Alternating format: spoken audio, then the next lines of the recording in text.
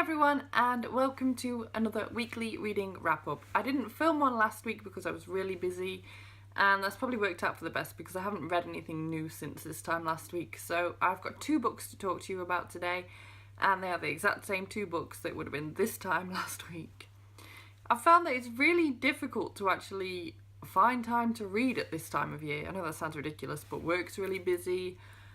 And then when I have free time, I'm either Christmas shopping or hanging out with friends, having Christmas parties, or just watching lots of YouTube because there's so many Vlogmas videos I want to watch, and so I can't listen to audiobooks because I'm listening to Christmas music instead. It's actually really difficult for me to slot in any reading, and this is making me really sad because I've now come to the realisation that I'm not going to complete my Goodreads reading goal this year, but never mind.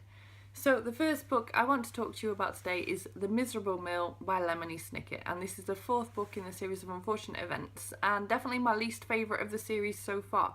I didn't read this series as a child for some reason, and so this is my first experience reading it now, and this was my least favourite. I felt that it was really repetitive, the actual story itself. I didn't really like the setting. I didn't really like any of the new characters that were in it. I was just a bit like, meh. It was a fast read, it was enjoyable. I think I gave it 3 stars.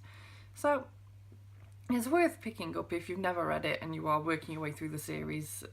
But I think if I ever reread the series, I'd probably give this book a skip. The second book I want to talk to you about today is Amazons and Swallows by...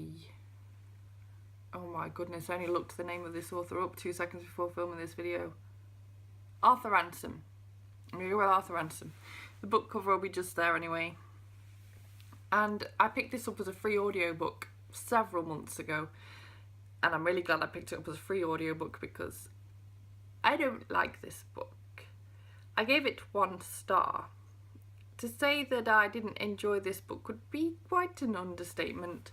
I wouldn't have got through it reading it. And it entertains me actually because when I updated my status on Goodreads, someone commented why, as in like, why are you even reading this?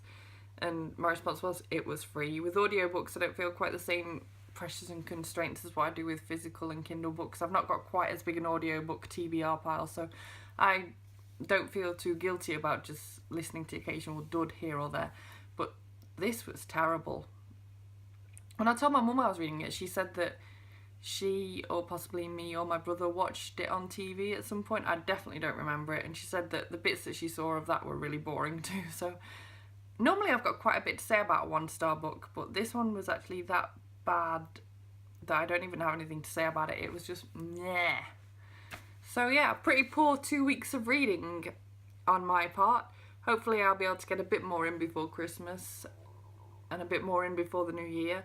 I'd really like to try and start the new year on a fresh break with no millions of books still on the go, because I'm reading about 7 different books right now and it's doing my head in a little bit.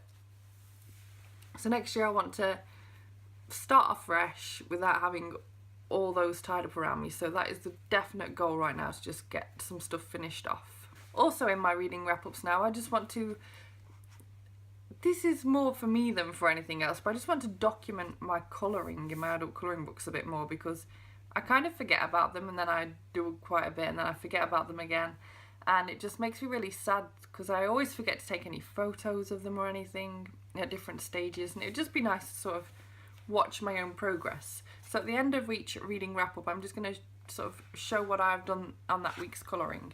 And so for my birthday present off Aoife, I have been doing my Roald Dahl, literally the very first front page one. And this doesn't look like I've made much progress, I'm not going to lie, but I've actually been doing this for several hours now already. I like to take my colouring nice and slow and steady, and a lot of it's really quite intricate. So yeah, hopefully I can make some more progress on that this week. The good thing is, even when listening to Christmas music, I do find plenty of time for colouring, so I might not get much reading done, but the colouring is well back and happy. So thank you so much for watching this video. If you can sympathise with definitely struggling to find reading time at this time of year, drop me a comment down below, we can discuss all about it. If you like this video, please give it a thumbs up, subscribe if you want to see more book reviews and other bookish content from me, and I will see you in my next video. Bye bye!